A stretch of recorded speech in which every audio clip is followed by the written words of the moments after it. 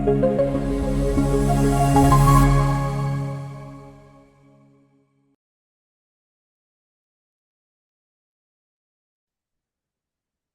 buenas noches a todos, espero que hayan tenido un buen día. Vamos a continuar con la formación. Ayer estábamos entonces resolviendo algunas inquietudes, algunas dudas. Recuerden, no hay ninguna relación, no hay ningún estudio científico que eh, tenga mm, o que asevere que realmente las vacunas provienen de perdón, que el autismo proviene de las vacunas. Recuerden que eso es perpetuar mucho más el mito. Sí, hay todavía de pronto profesionales del área de la salud erróneamente que continúan aseverando que esto está, pero recuerden, siempre debemos ver, puede ser que sean profesionales del área de la salud y eso no quiere decir que tengan la razón. Siempre debemos mirar y es muy importante observar la parte científica, lo cuantitativo, los datos fríos. Ayer estábamos también hablando entonces de lo que era el tema del autismo sindrómico, que recuerden que cuando es un síndrome es porque se relaciona con algún trastorno genético, hablamos del síndrome de Williams, hablamos también del síndrome X frágil, relatábamos también lo que era el síndrome de Angelman, que es de hecho bastante interesante, y vamos a llegar acá. Ya les voy a presentar la pantalla para que podamos continuar.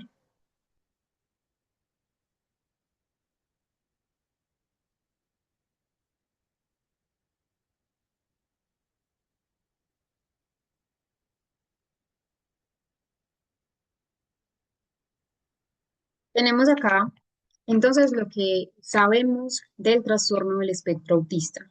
Y viene una pregunta, ¿qué sabemos? ¿Cuánto sabemos realmente del trastorno del espectro autista? Entonces ya hemos visto ciertas cosas. Sabemos que no es una enfermedad, eso es importante desde el principio que lo mencionábamos. ¿Qué más sabemos hasta el momento? Que no proviene o que su origen es neurobiológico y no proviene de una causa de pronto tan simplificada como el tema de lo que es las vacunas. Hoy sabemos bastante, más que hace algunas décadas. Recuerden que también lo veíamos en la historia y que también sabemos aún mucho que nos falta por comprender. Sabemos entonces que es un trastorno del neurodesarrollo que tiene dos pilares fundamentales. Recuerden que esos dos pilares tiene la comunicación y la interacción social y la conducta y los intereses y actividades que van a ser restringidos o repetitivos. Cuando hablo de restringidos es porque el concepto de flexibilidad cognitiva, que era un concepto que hablábamos en función ejecutiva, está bajo, no tiene de pronto el mismo desempeño que podría tener una persona sin autismo y por eso se habla de espectro. Todos tienen manifestaciones clínicamente diferentes, son muy variables en intensidad, en forma, en necesidades de apoyo, incluso en la parte clínica podemos ver una persona con autismo grado 1 y otra exactamente con el mismo nivel de apoyo y requerir diferentes niveles y están en el mismo nivel, en el grado 1. Entonces eso es algo que nosotros debemos analizar en la parte clínica, que sabemos también que las causas son multifactoriales, que la parte genética hay una alta heredabilidad, que hay múltiples genes implicados allí, no hay un único gen del autismo, a diferencia de lo que podemos, por ejemplo, ver en los síndromes, que en los síndromes sí relatábamos que hay un gen específico en un cromosoma específico, pero en el autismo no pasa eso, no hay un único gen que explique el por qué una persona puede tener autismo o no, y que también en neurobiología vemos diferencias en esa conectividad cerebral. Hay una organización sináptica, hay una conexión y un desarrollo cortical que va a ser diferente a lo que podemos ver en otros diagnósticos y que también no está causado por vacunas, eso es muy importante, esto está sólidamente descartado, científicamente descartado, no hay una relación con las vacunas, eso sí es muy importante, y que ya sabemos que los estudios de neuroimagen y de neurociencia empiezan a mostrar que hay alteraciones en diferentes componentes del autismo. Vamos a ver acá, ¿y por qué les hago esta pregunta? De qué sabemos del trastorno del espectro. Porque resulta que El tras- eso es un video que podemos encontrar en las plataformas de YouTube, está en TikTok, bueno, una vez lo vi en Instagram, pero lo que yo quiero que analicemos con esto es que hagamos un ejercicio de análisis, es un video muy corto. Hay una palabra que se menciona, de hecho, en varias ocasiones en este video que les voy a presentar, y es una palabra que tergiversa muchísimo lo que es el autismo. Les muestro esto a modo de reflexión, sobre todo por lo que a veces nosotros vemos en el tema de las redes sociales. El poder de las redes sociales han amplificado, sí, afortunadamente la difusión de información, pero también hay información muy errónea. Entonces hay muchos mensajes emocionales, especialmente de pronto mensajes que generan miedo y que generan temor y que lo que hace es que perdura mucho más lo que no queremos perdurar, que son esas barreras. Los voy a dejar con el video, espero entonces que en los comentarios me pongan cuál fue el error que ustedes lograron identificar, una palabra que se menciona bastante en el video para poder continuar.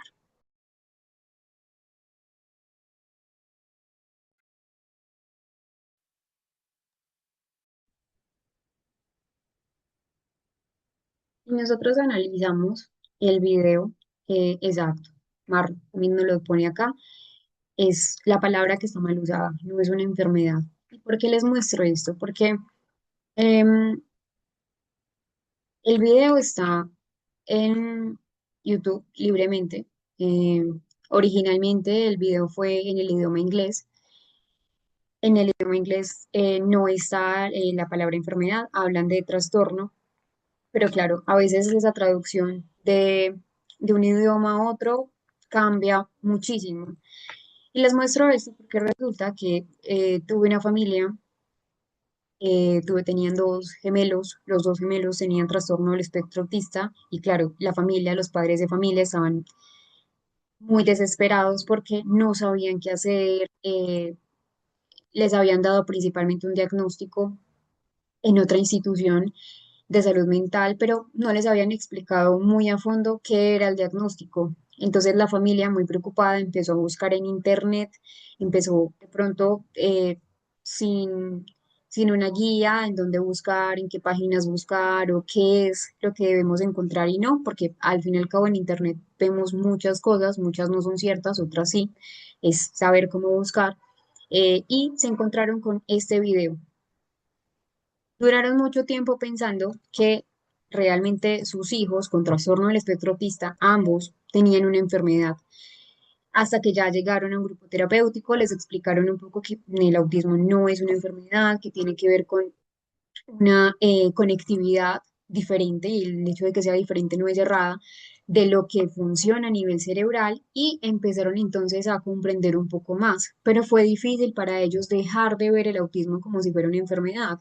Entonces, empezaron, por ejemplo, los niños estaban en un grado 2, bueno, uno de ellos en un grado 1, otro de ellos en un grado 2, pero empezaron a, a minimizarlos un poco porque pensaban que era una enfermedad, entonces decían que pesar, pobrecitos, cuando no realmente no es eso.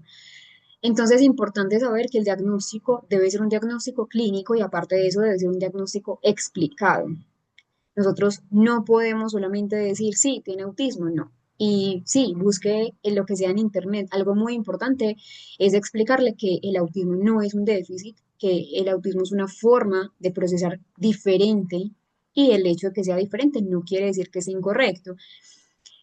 Igual también quiero explicarles que el objetivo no es normalizar, sino que ellos comprendan, que ellos apoyen y acompañen sin limitar, porque así como la familia que les estoy contando, que era una familia eh, que se preocupó por querer buscar qué estaba pasando con sus hijos, hay muchas otras personas en el entorno que se topan por primera vez con este video, obvio, ven que es de la Asociación Americana de Psiquiatría, pero está en el idioma que no es el original, y las personas se empiezan a asustar.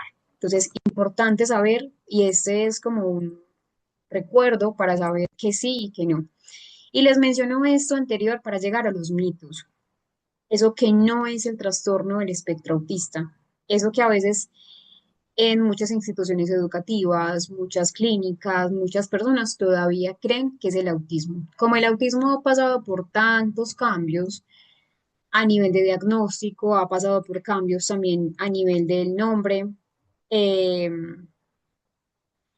pues se han perpetuado muchos mitos. Entonces, la idea es que hoy quiero hablarles de ese tema que es tan importante, es un tema muy actual, y es que específicamente esos mitos son los que generan y perpetúan estigmas, barreras que son sumamente innecesarias. Yo ayer les conté la historia de un paciente que ya era un adulto y estaba estudiando, pero todo el tiempo le cerraron las puertas en muchas entrevistas de trabajo porque pensaban que había una barrera. El hecho de que tenía autismo ya era una barrera y no es así. Entonces, debemos entender no solo qué es el autismo, sino qué no es el autismo, que ya sabemos entonces que esos mitos y esas barreras pues eh, van a perdurar. Uno de los mitos que se, se, se vincula mucho con la realidad es esto, que no se puede curar, ¿cierto? Porque ya sabemos que no es una enfermedad, no hablamos de cura. Otro es que las personas con autismo no tienen emociones o no sienten emociones, que lo hablábamos cuando estábamos trabajando la teoría de la mente. Es uno de los mitos, de hecho, más dañinos, porque la verdad es que las personas con autismo sí sienten emociones y muchas veces esas emociones son de gran intensidad. Lo que sucede a veces es que hay una dificultad para poder expresar esas emociones de una manera como una persona neurotípica lo espera. El hecho de que una persona no demuestre una emoción como uno espera que lo demuestre no significa que no la sienta. Las emociones son universales, pero las expresiones de las emociones no. Todos expresamos emociones diferentes, unos similares a otros, sí, pero todos expresamos emociones de manera diferente. Y el hecho de que alguien tenga una emoción que la exprese diferente a mí no significa que no tenga esa misma emoción. Entonces necesitamos aprender a leer esas diferentes emociones en la comunicación emocional. Otro es que todas las personas con autismo son iguales. Eso lo he escuchado, como no, es que todas las personas con autismo se aíslan o todas las personas con autismo no hablan, no, es un mito, es totalmente falso. El autismo ya sabemos que es un espectro, lo que significa que no hay nunca dos personas autistas iguales. Hay grandes habilidades en unos, hay dificultades en otros, hay unos que necesitan más apoyos que otros, unos hablan, otros no, pero unos de hecho son muy sociables, otros quizás no, y que hay tanta diversidad en el autismo como cualquier otro grupo humano. Em, Otro que relaciona con esto que les acabo de decir, que las personas con autismo no quieren socializar o que no quieren relacionarse con los demás. La realidad es que muchas personas con autismo quieren tener amigos, quieren pertenecer a un grupo social, quieren tener conexiones sociales, pero tienen un desafío en iniciar o de hecho mantener esas relaciones porque a veces hay tantas dificultades en la comunicación que no saben cómo expresarse, que no saben cómo llegar a un grupo, por ejemplo, y poder hablar con ellos. Entonces, les cuesta iniciar una conversación y les cuesta también mantener la comunicación. Entonces, necesitan un poco más de esfuerzo, un poco más de apoyo, pero no es que no quieran relacionarse. Quiero confirmar acá si me están viendo adecuadamente la presentación.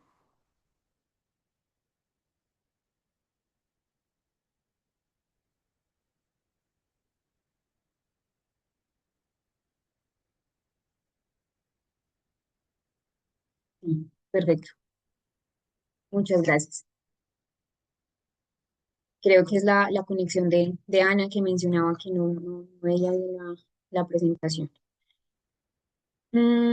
Este también es otro mito, que el autismo tiene asociados rasgos físicos diferenciales. No, recuerden, el autismo por sí solo no tiene rasgos físicos. Cuando se asocia con un síndrome, es el síndrome el que tiene el rasgo físico. Por ejemplo, lo que veíamos ayer en el X frágil, él sí tiene rasgos físicos, que es una eh, frente más ancha, las orejas un poco más prominentes, etcétera, pero pues no tiene mucho que ver con el autismo. Otro es este, y esto perpetúa, de hecho, muchos mitos. Las personas con autismo tienen habilidades especiales, es decir, que son superdotados, que ya no es el término, ya se usa altas capacidades, anteriormente superdotación. No, ni todos tienen discapacidad intelectual, ni todos tienen habilidades que sobresalen en esa parte del coeficiente intelectual. ¿Por qué les digo que es muy peligroso? Porque a veces nos encontramos con personas con autismo que tienen autismo, pero que son completamente funcionales y pueden pasar incluso desapercibidos sin ningún talento excepcional, con dificultades en algunas interacciones, con dificultades en su eh, inhibición, pero que no tienen ningún talento especial. Entonces, cuando nos encontramos con una persona completamente típica con autismo, que puede pasar desapercibida y le preguntamos, ¿tú qué talento tienes? Eso es perpetuar un poco, como dice, eso que se espera de las personas con autismo y que realmente no es, porque son muy neurodiversos. Esos otros son muy agresivos, no. El autismo, hay otros diagnósticos que tienen un comportamiento de agresividad, el autismo no lo tiene. ¿Qué pasa? En ocasiones pueden llegar a ser agresivos, como puede llegar a ser agresivo una persona neurotípica. ¿Por qué? Porque está un bajo control de impulsos. Sobre todo pasa en las personas con autismo, grado 3, donde nombrar lo que sienten, nombrar las emociones, les es difícil. Cuando un niño, por ejemplo, tiene altos niveles de estrés porque está en un entorno donde hay mucho ruido, porque está en un entorno donde hay muchas luces que le molestan o en un entorno donde cambian todo el tiempo de rutina, el paciente, el niño, va a llegar a un estado donde va a acumular tanto estrés que no sabe cómo expresarlo porque de pronto no conoce sus emociones y se desborda. Entonces, en ocasiones se experimentan niveles elevados de estrés, pero no quiere decir que pues sean personas agresivas. Eso no está dentro del diagnóstico, de hecho no es dentro de la clasificación diagnóstica. Y esta frase es importante, el autismo no es un mundo aparte, la idea es reconocerlo con cariño y discriminación, teniendo en cuenta esos mitos que hay relacionados con el trastorno del espectro. Antes de entrar a saber qué es el trastorno del espectro autista, un poco más profundo, con las características, que es un espectro, que hay variedad de síntomas, hay niveles de gravedad, que hay diferentes grados de capacidad cognitiva y comunicativa y que se presenta con comorbilidades. Antes de ver las características, que ya se las voy entonces a enseñar, vamos a ver una entrevista diagnóstica. Entrevista de una persona, de hecho es muy reconocida a nivel general, es un niño, Pau Brunet, creo que a muchos les suena, él tiene trastorno del espectro autista. Yo quiero que lo analicen muy bien esa entrevista clínica, porque de él, y es un video que me encanta porque a través de él puedo explicar cómo es el autismo, qué pasa en el autismo. Él explica de primera mano qué sienten, que entiende por el trastorno del espectro autista, siendo una persona con autismo. En un segundo les presento la pantalla.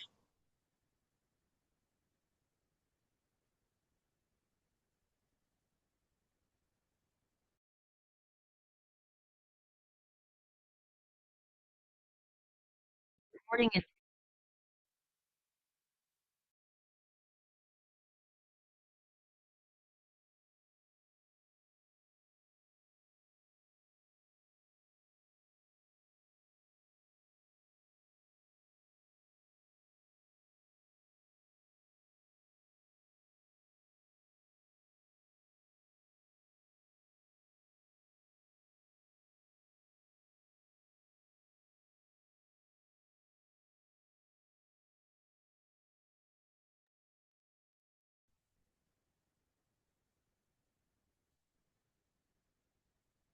Tenemos unas características que ya habíamos mencionado, que cuando que cuando mencionamos la palabra espectro, es porque hay una noción de continuidad.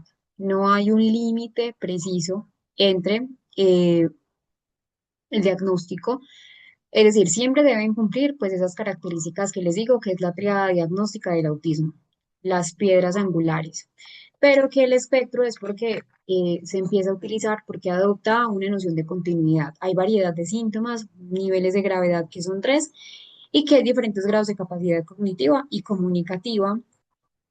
Hay personas que son verbales, otros que son no verbales, ocurre en todos los grupos étnicos. Eso sí es muy importante mencionarlo porque En todos los grupos culturales, aunque el autismo no sea reconocido, no sea diagnosticado de la misma manera, no significa que el autismo no exista allí.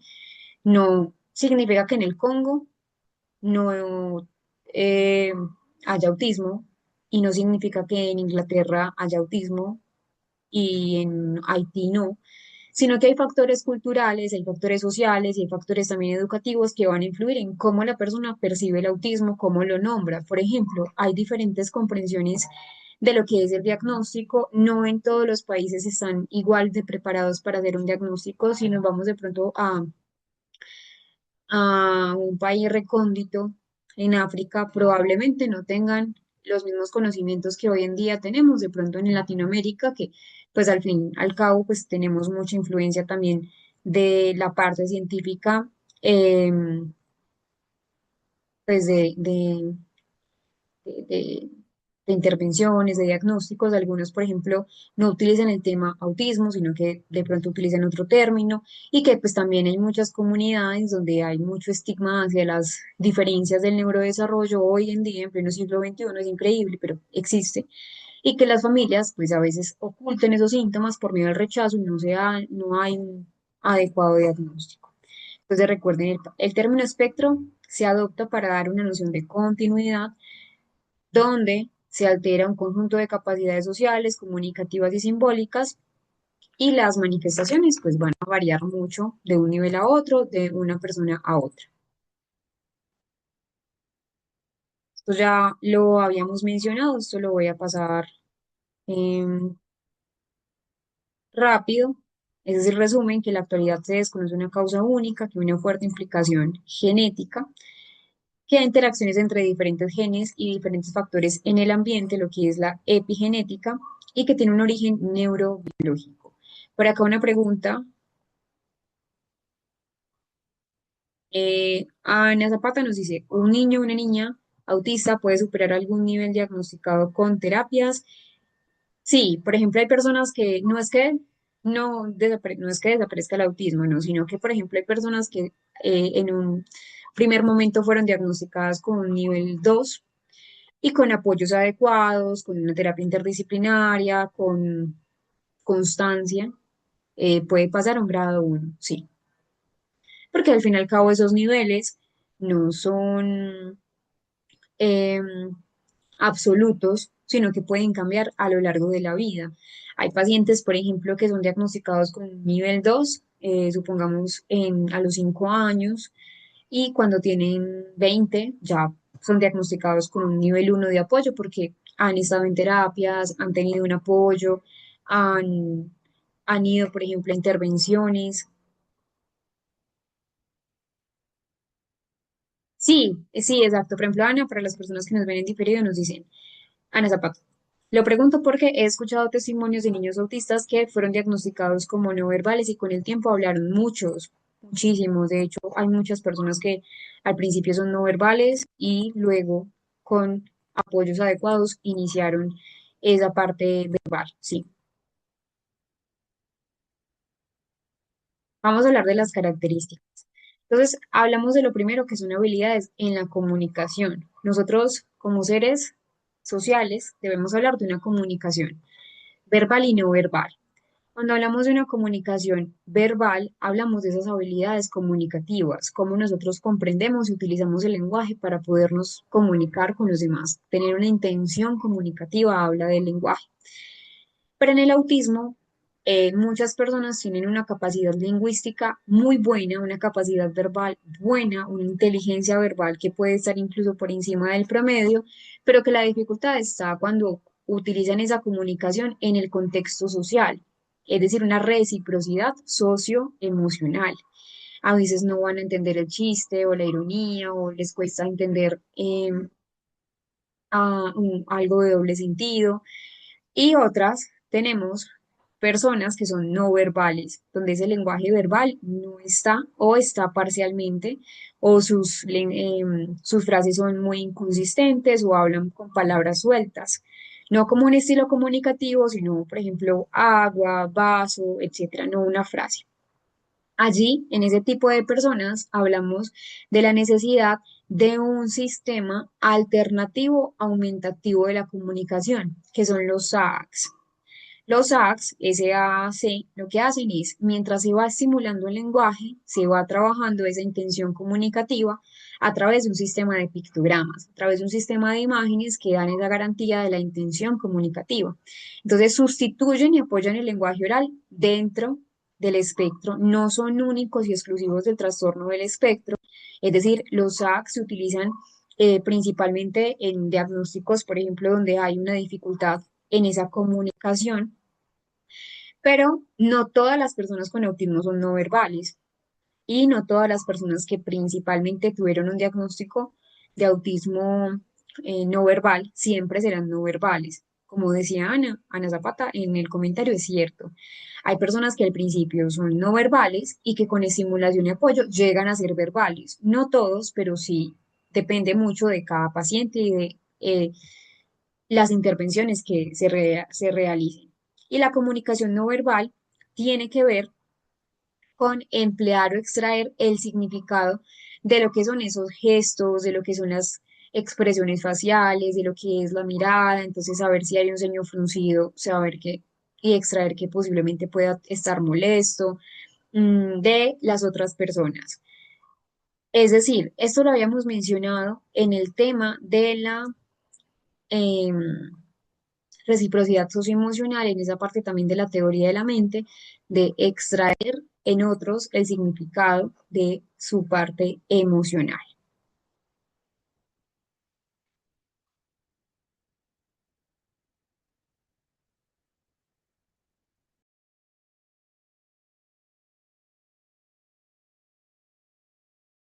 Recording in progress.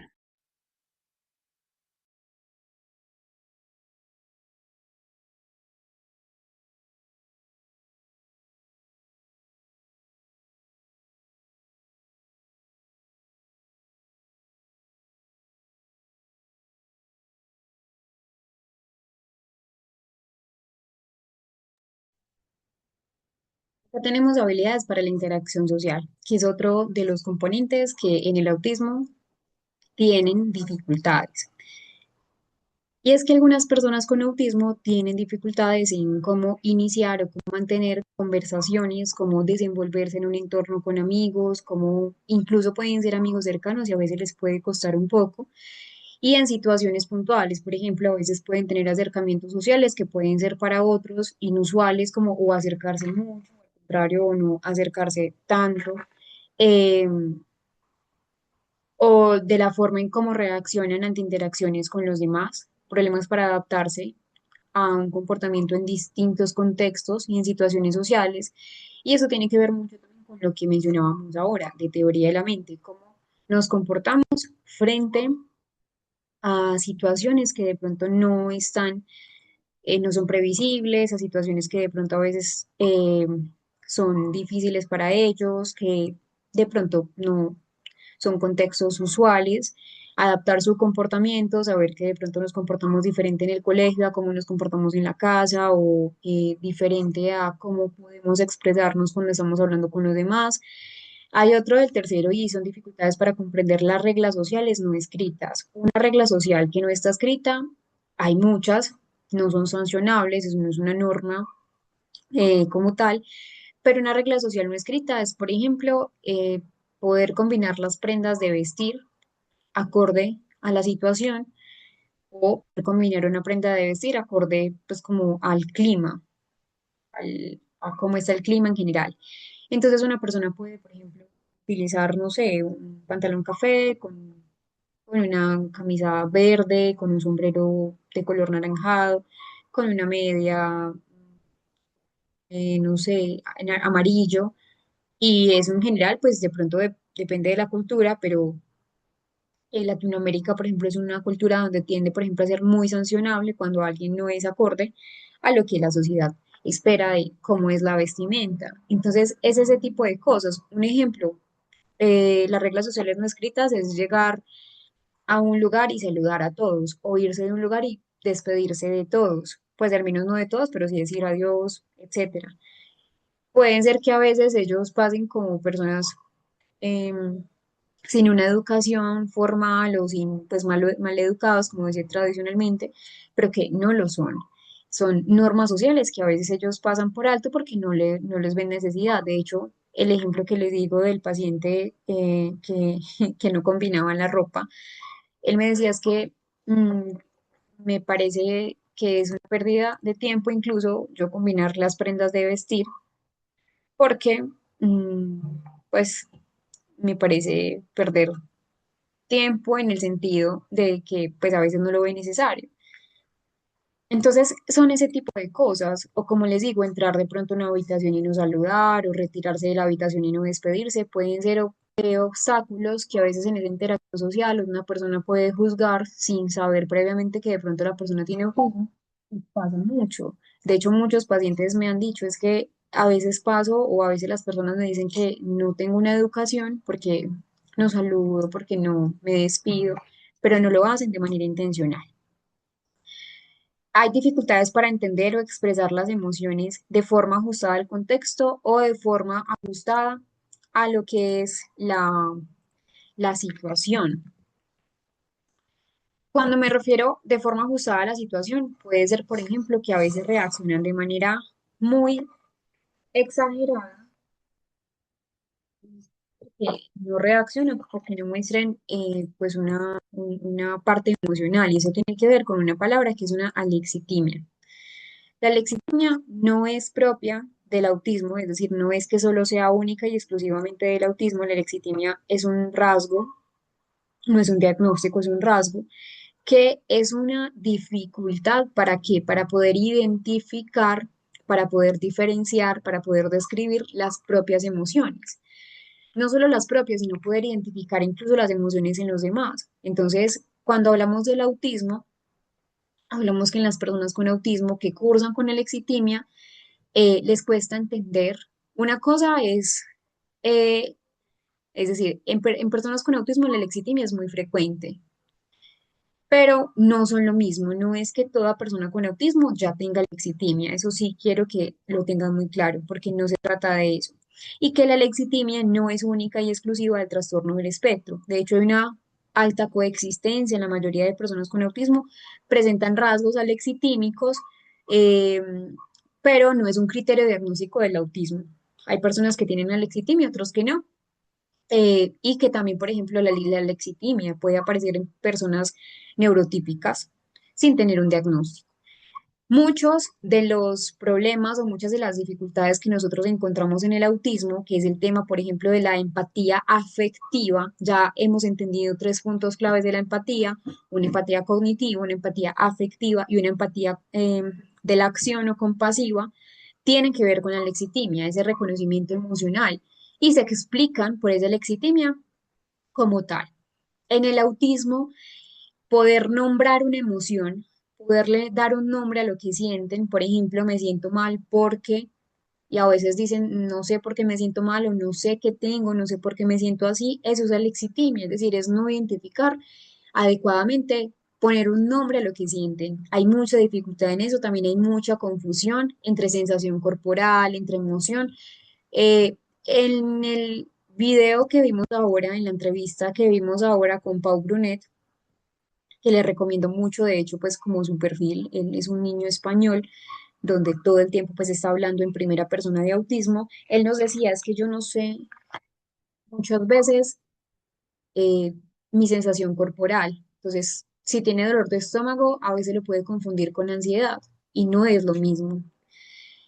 Hay una menor conciencia de ese procesamiento a nivel emocional en los pacientes que tienen alexitimia y sobre todo en esa expresión verbal de las emociones. Entonces, recuerden, la alexitimia no es único y exclusivo del autismo, de hecho, ni siquiera es un diagnóstico, es un rasgo clínico que va a tener un impacto en lo que es el autismo. Entonces también es muy importante, por ejemplo, en el autismo que tiene lexitimia, una intervención que sea, por ejemplo, en psicoeducación emocional, que puedan reconocer las emociones, que puedan nombrar las emociones para qué sirven.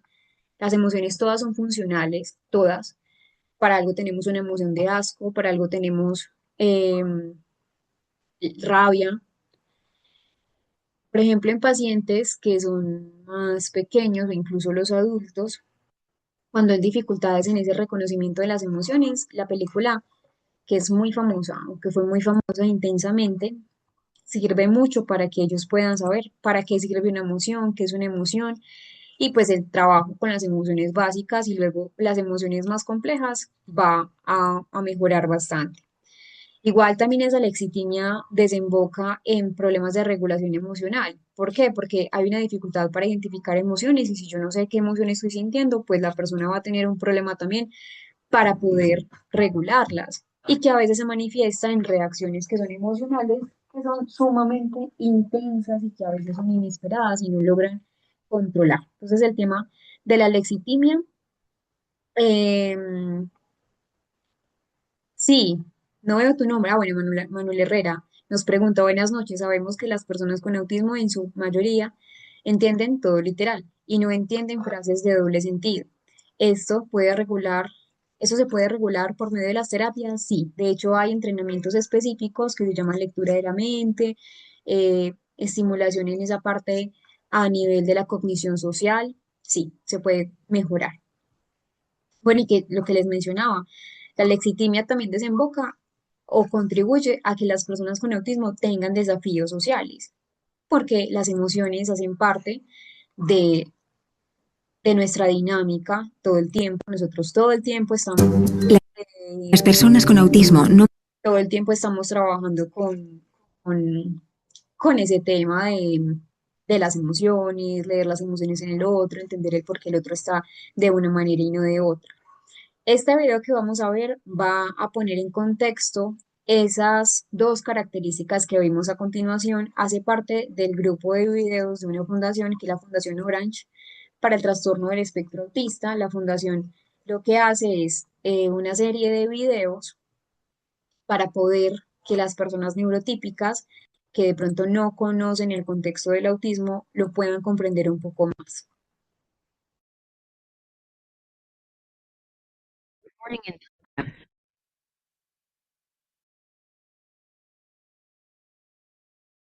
Allí estábamos hablando entonces del tema de la alexitimia, es un tema bastante importante de, de comprender porque a nivel del autismo, aunque se sabe que hay alexitimia, no está suficientemente estudiado. Aguilar nos dice buenas noches. Sí, exacto. Hay algunos videos y algunas cosas que todavía pues se habla de eso. De hecho, hay muchas personas, incluso en el ámbito clínico, que ya lo utilizan todavía, pero la idea es que ustedes sepan y tengan en cuenta que ya no se utiliza Asperger, exacto. Aguilar nos dice en el 2013, cuando hubo cambio del DSM-4 al DSM-5, hoy en día estamos en el DSM-TR, ya cambia a nivel grado 1. Vamos a ir a nuestro descanso cuando terminemos de, de descansar. Recuerden que es importante que ustedes en ese descanso lo aprovechen, puedan comer algo, puedan de pronto disfrutar de sus plantas o algunas otras cosas que eh, mejoren esa capacidad cognitiva. Traten de pronto de no estar mucho en otra pantalla electrónica para que no, no tengan pues como dificultades allí, eso cansa también mucho la vista y nos veremos dentro de unos minutos.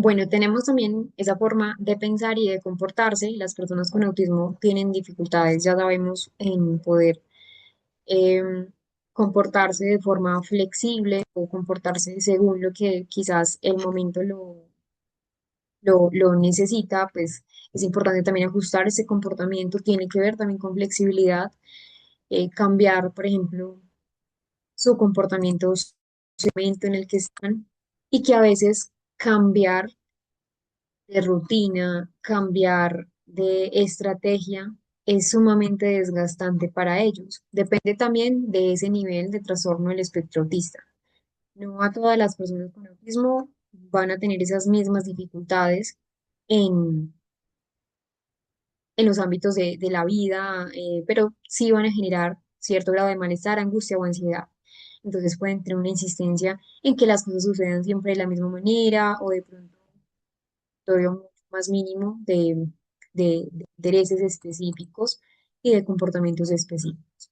Llegamos a algo fundamental y es el tema de los estímulos sensoriales. Recuerden que yo les había mencionado que en el autismo también podemos ver hipersensibilidad o hiposensibilidad, que son respuestas o muy elevadas a los estímulos del medio o en la hipo mucho más bajas a los estímulos del medio.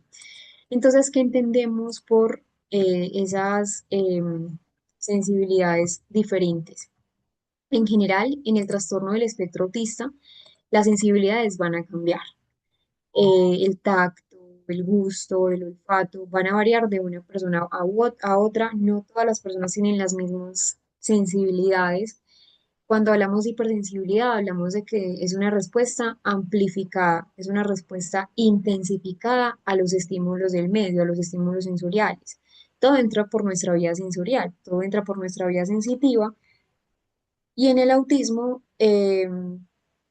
pues es mucho más común que tengan una exacerbación de síntomas. Algunos, por ejemplo, pueden tener una exacerbación de las vías auditivas, entonces pueden escucharlo mucho más fuertes, tener una hipersensibilidad a lo que son las multitudes o las muchedumbres cuando hablan, entonces evitan, por ejemplo, a ir a conciertos porque en los conciertos hay muchas cosas, luces, sonidos, muchas personas, a veces pueden ser para ellos sumamente intolerables, incluso muchos sonidos suaves que para otros son casi que imperceptibles, para ellos son muy agobiantes. Ejemplo, el zumbido de las luces fluorescentes, bueno, ya casi no hay luces fluorescentes, de esas luces de neón que se van como debilitando, pueden ser molestos para ellos. Incluso muchos ruidos pueden llegar a ser sumamente dolorosos y que para una persona, por ejemplo, un sonido puede ser completamente típico, para otra va a ser una sensibilidad exacerbada. Entonces, debemos tener en cuenta también esas sensibilidades porque, pues, hay cambios también allí. Otro aspecto que debemos tener en cuenta en estas sensibilidades es, por ejemplo, el tema eh, de la parte visual. Entonces, luces brillantes, luces que son parpadeantes o los fluorescentes, para ellos los patrones que son complejos les puede molestar de manera significativa. A veces les causan incluso incomodidad en la parte táctil. Yo les mencionaba al principio que no es que no les guste tener abrazos o no es que no les guste el tema del contacto físico, sino que en el contacto físico a veces puede ser con unas terminales nerviosas bastante exacerbadas, entonces la ropa les puede molestar, las etiquetas de la ropa les pueden molestar, el contacto físico puede ser irritante para ellos, no es que no les guste, sino que realmente les duele.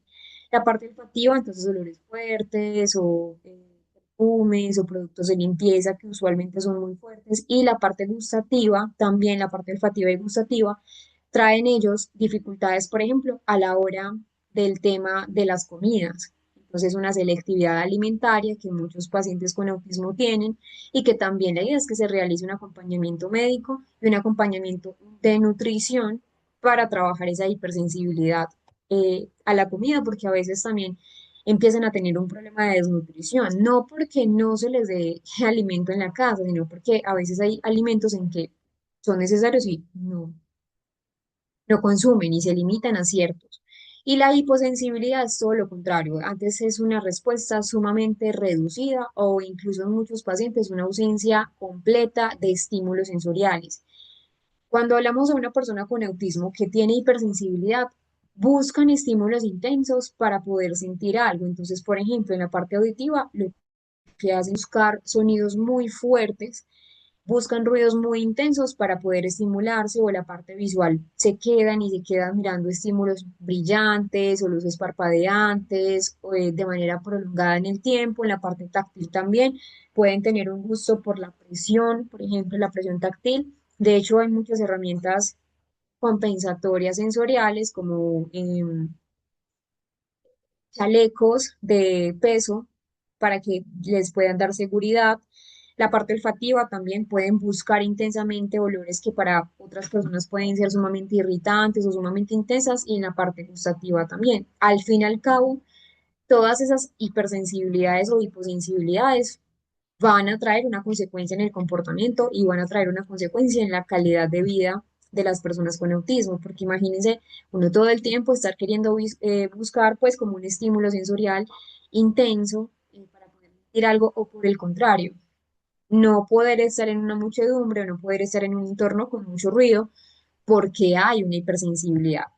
Vamos a ver un ejemplo de la Fundación Orange que les mencionaba, que habla sobre el tema del trastorno del espectro autista a través de videos educativos para las personas neurotípicas.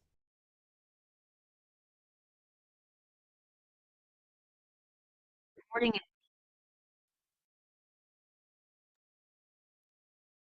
Cuando nosotros y cuando doy esta frase de ponernos en sus zapatos, es porque vieron allí que en el video muchas personas empezaron a juzgarlo o el niño empezó a tener ciertas dificultades. Miren que se tapó los oídos, se tiró al piso, de pronto una persona que no sepa que es una persona que está dentro del espectro lo puede malinterpretar como una rabieta, una pataleta, cuando no es así. Siempre la idea es crear unas estrategias de apoyo, es decir, para ayudar a manejar esas sensibilidades, la idea es utilizar estrategias, por ejemplo, si la persona tiene una hipersensibilidad auditiva, poder utilizar herramientas de cancelación de sonido, como los cascos de cancelación de sonido. O si la persona tiene una sensibilidad a las etiquetas, pues a la parte táctil, quitar las etiquetas de la ropa.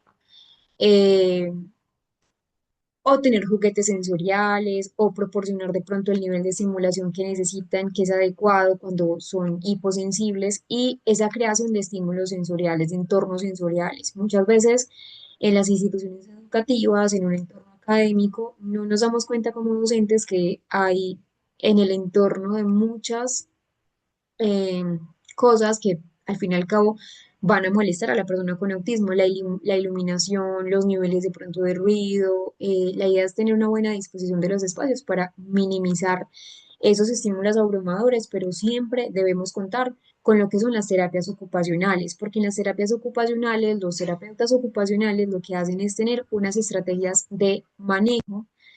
Lo que hacen es proporcionar, por ejemplo, esas claves para que la persona y el entorno puedan tener una garantía, pues, de calidad de vida, porque imagínense todo el tiempo uno estar escuchando los sonidos por encima del nivel o todo el tiempo uno estar con molestia de la etiqueta de la ropa. Entonces la idea es poder proporcionar esas garantías. Vamos a diferenciar lo que es una rabieta y lo que es una crisis sensorial. Cuando hablamos de una rabieta, hablamos que en la rabieta hay un origen que es un interés de conseguir algo, atención y el objeto, dejar de pronto de hacer la tarea o querer ir a algún lugar. Y toda rabieta tiene un control voluntario. Y cuando el niño logra lo que quiere, es decir, cuando el niño logra su cometido, que le den el objeto, la figura de acción o algo, pues la rabieta cesa. A diferencia de una crisis sensorial, que en la crisis sensorial el origen siempre es una sobrecarga sensorial, que puede ser por ruido, por luces, porque hay muchas personas, porque está en la parte de la textura. Nunca en una crisis sensorial está una voluntad, siempre es involuntaria.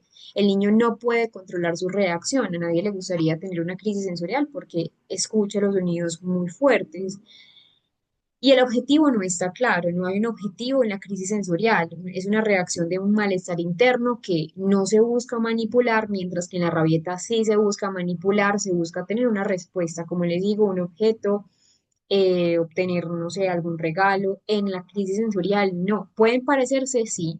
La diferencia, por ejemplo, es que la crisis sensorial puede aparecer con público o sin público.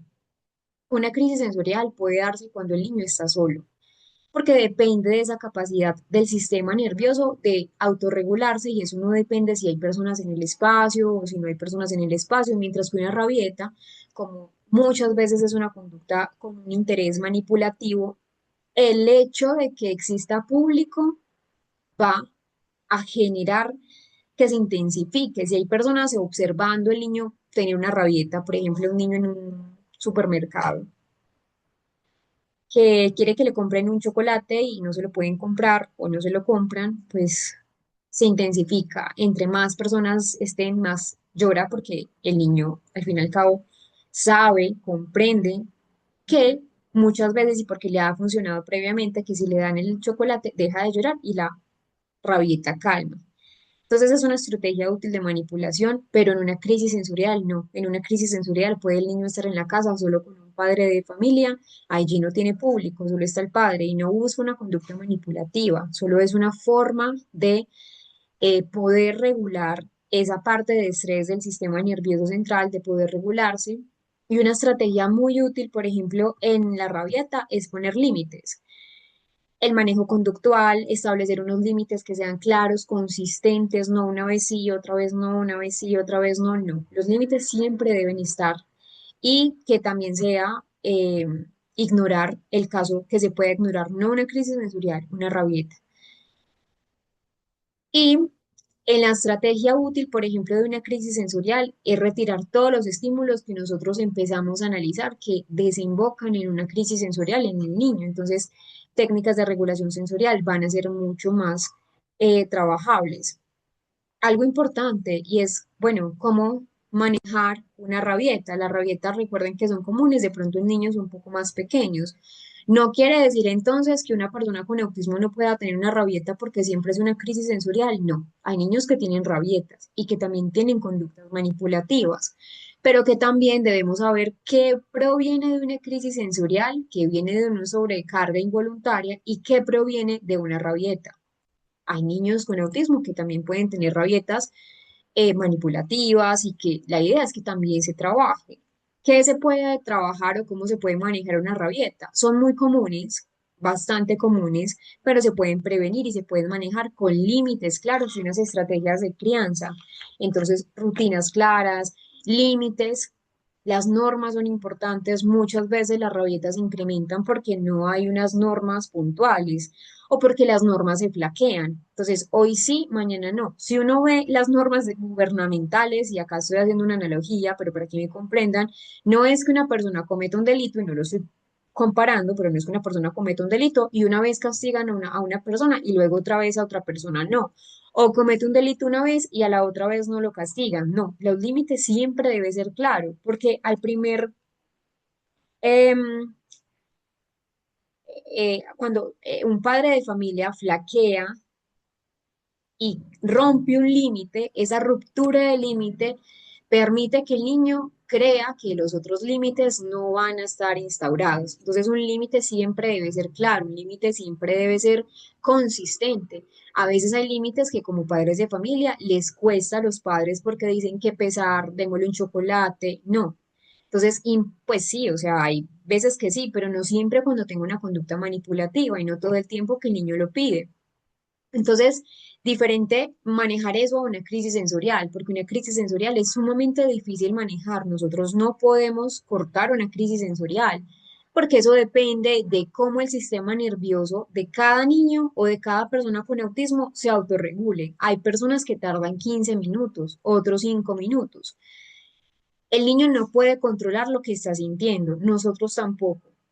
¿Qué sí podemos hacer? Un ejemplo, si nosotros tenemos entonces la capacidad de identificar qué está pasando en el espacio físico, si el niño es que le está molestando las luces o si hay muchas personas, poderlo identificar, tener como esa capacidad de identificar esos desencadenantes, observar situaciones previas que hayan provocado esa misma crisis sensorial. un sonido ruido, un lugar ruidoso, las etiquetas de la ropa, eso depende de cada persona y que también podamos saber que si vamos a ir a un supermercado, supongamos si tenemos un niño con una hipersensibilidad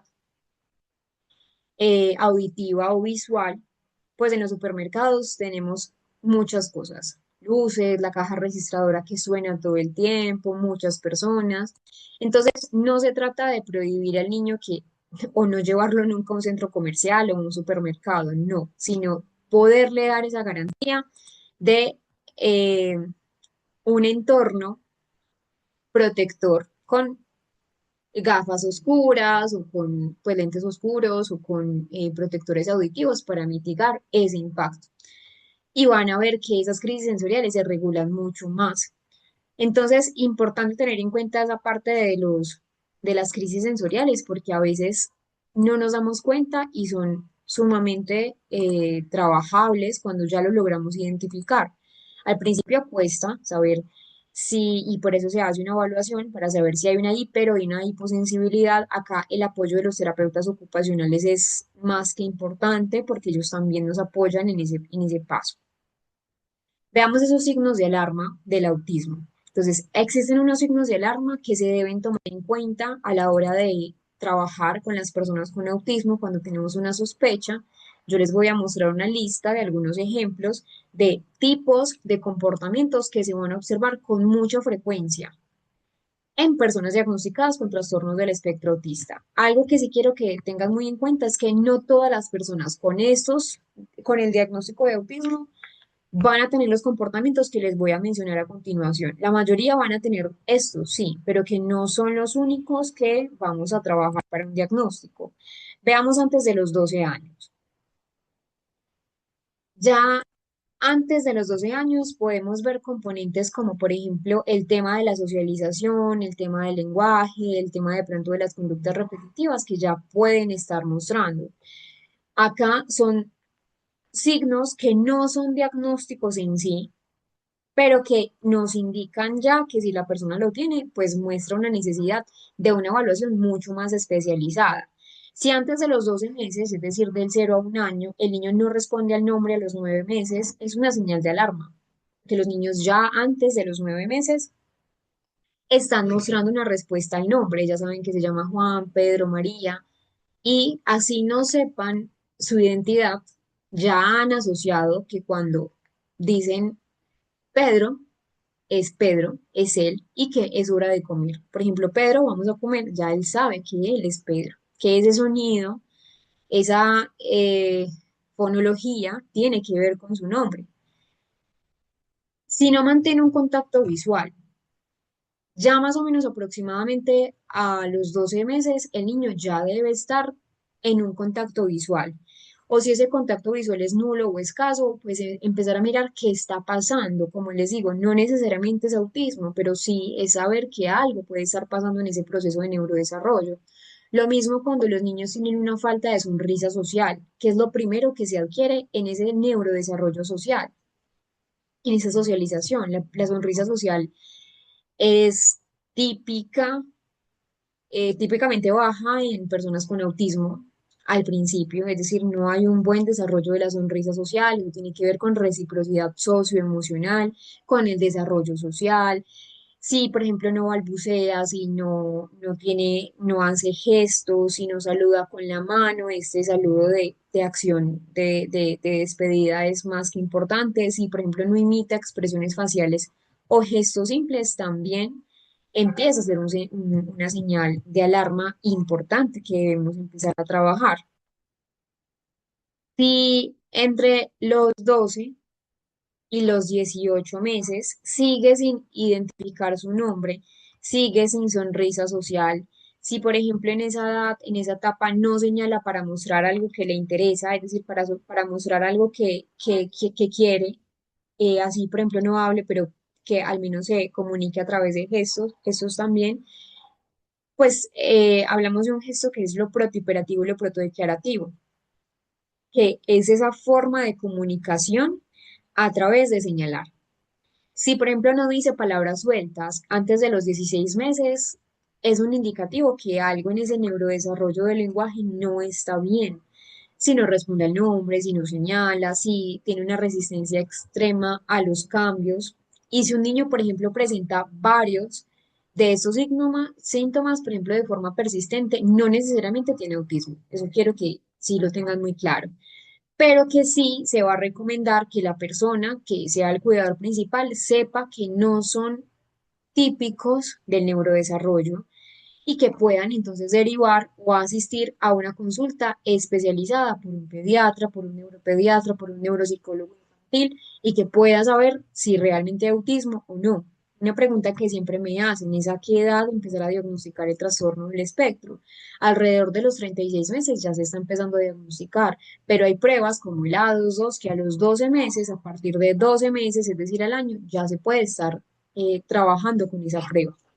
Mi recomendación es que aproximadamente a los 2 años, entre más rápido podamos diagnosticar, le podamos dar un nombre a lo que está sucediendo, es que lo importante no es el diagnóstico, es saber qué está pasando para poder empezar a trabajar, porque es que apenas el nombre es, el diagnóstico es uno de los primeros pasos, falta el resto, que es toda la estimulación.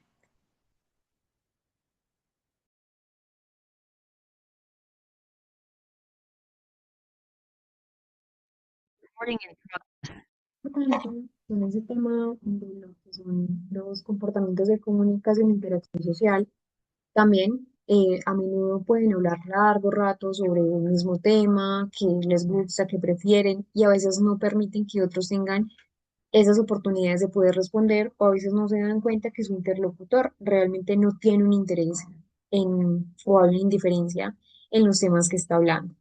También pueden tener expresiones de pronto faciales, con movimientos, con gestos que no coinciden con lo que están diciendo y eso hace que sea un poco más errado.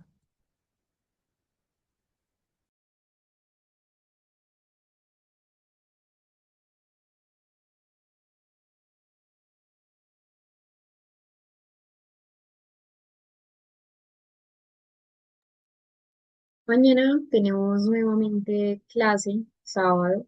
Mañana vamos a continuar con esa parte principalmente de las habilidades. Muchas personas con autismo tienen muchos puntos fuertes. Uno de ellos lo pueden ir buscando, se llama Alex Baker y Steven Wiltshire, son dos artistas visuales con muy buena, de hecho, memoria eidética. La memoria eidética es esa memoria que usualmente llamamos como memoria fotográfica, pero el término correcto es memoria eidética. Vamos a hablar de esos criterios diagnósticos del trastorno del espectro, los síntomas y los signos a partir de las clasificaciones actuales, que sería el DSM-5TR, los criterios A, criterio B. Vamos a mirar los casos clínicos que tienen allí en el material de estudio, en el material opcional, para que vayan leyéndolos. Entonces, van a ir adelantando las lecturas de caso clínico 1, pueden buscar así en el material de estudio que ya saben en la carpeta. Entonces está caso autismo grado 1, caso autismo grado 2 y caso autismo grado 3 para poder mañana explicarles un poco esos puntos de vista y explicarles también esos criterios diagnósticos, cómo emplear esos criterios diagnósticos y los pilares esenciales en el trastorno del espectro autista. Vamos entonces a que puedan descansar, para que puedan tener ese tiempo, aprovechenlo para leer esos documentos que tenemos pendiente y nos veremos mañana. Que estén muy bien.